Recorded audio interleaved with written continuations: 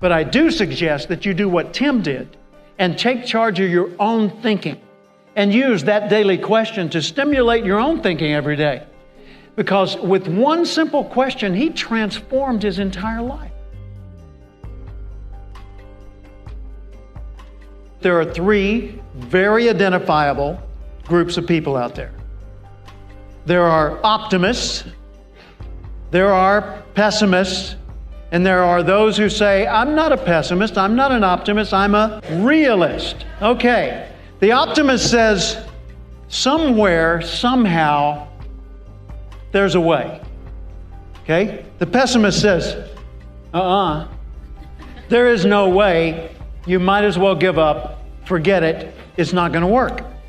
The realist says, and I can prove it. Every time a realist opens his or her mouth, they open it to say something negative. See, all of us need to be realistic in acknowledging what's there in the world, but it's how we look at what's there in the world that determines whether we see possibilities in it, no possibilities in it, and whether we see possibilities that have been negated by current reality. Typically a realist attitude is this. They'll say, I've looked at the situation and based on the current reality, it can't be done.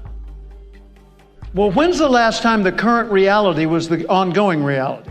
So if all you look at is the current reality, of course the limitations will be the only thing you see. Who trained you how to think? Who taught you to look at the world the way you look at the world? Do you remember when Matthew McConaughey got the Academy Award? And he said, when I was a 15-year-old kid, a man asked me, who's your hero? And I said, it's me 10 years from now. He said, because that guy's so much better than I am. He said, then I got to 25, and the guy said, now who's your hero? Me 10 years from now. He said, I'm never as good as I could be. It's a moving target. I'll never reach it. But if I'm not aspiring to be better and better and better than I've ever been, then I stop growing. And when you stop growing, naturally, all you see, Donnie, are limitations. That's it. That's all that's out there, right?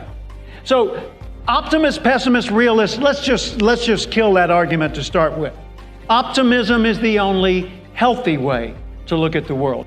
And we ought to be the ones training ourselves in how to look at things.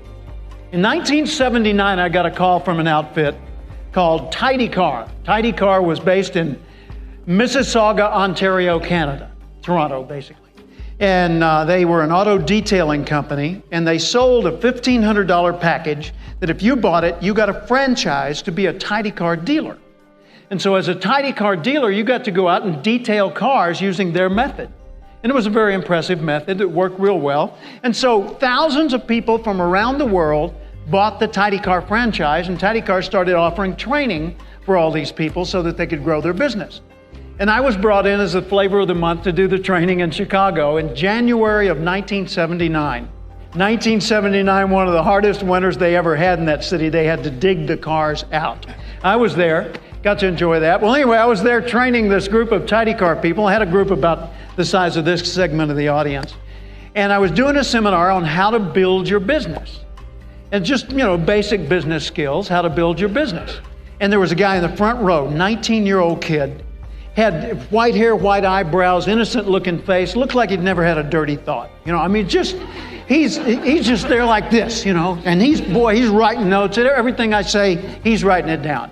And his name's Tim Seward. And at the end of my seminar, he came up and he said, excuse me, Mr. Cathcart? And I said, yes. And he said, can I ask you a question? I said, sure. He said, could I sit with you at lunch? Okay. So we went to lunch. We sat down together. He asked me 1,000 questions, it seemed. And then he said, could I ask one last question? Okay. Do you have a quote? A quote? Yeah, a motto, a slogan, but something I could use to motivate myself every day. I said, no. And he said, really? And I said, no, I have something better. I have a question. And I want you to ask this question to yourself every single day, as often as you can think of, to ask the question. He said, okay, what's the question? I said, ask yourself, how would the person I'd like to be do the things I'm about to do? He said, so I think of someone I want to be like, and I said, no, that's not it. You think of you in the future, the more advanced, more educated, more enlightened, the more mature, the more successful you. And you ask, how would that version of me do today's tasks? He said, oh, I get it. I said, what do you want to be? What do you want to do? Give me a goal. He said, I want to be the international sales leader for Tidy Car. I said, wow, 19-year-old kid, brand new in the business, no experience, no degree. I thought this is going to be a challenge, but what the heck? I said, okay, every day, ask yourself, how would the person I'd like to be, the international sales leader, Tim, do today's work? He said, okay. So he went back home to Bay City, Michigan. In Bay City, the first thing he did was write that down on a little card and put it up over his workbench.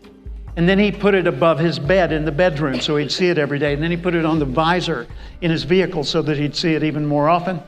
Everywhere he looked, how would the person I'd like to be, in his case it was, how would the international sales leader do what I'm about to do? First thing he did was change the way he dressed. He got rid of the t-shirt and jeans, got some coveralls with Tidy Car on the back, Tim on the pocket. So he's looking official now. He started organizing his files better and being more professional about that. He started doing a better job for each and every customer, following through much more fully, even polishing the inside of their ashtray in the car when he could. And so he did some pretty impressive work for his clients. Well, his clients spread the word, this guy's great. And Tim had so much business, he had to hire other people.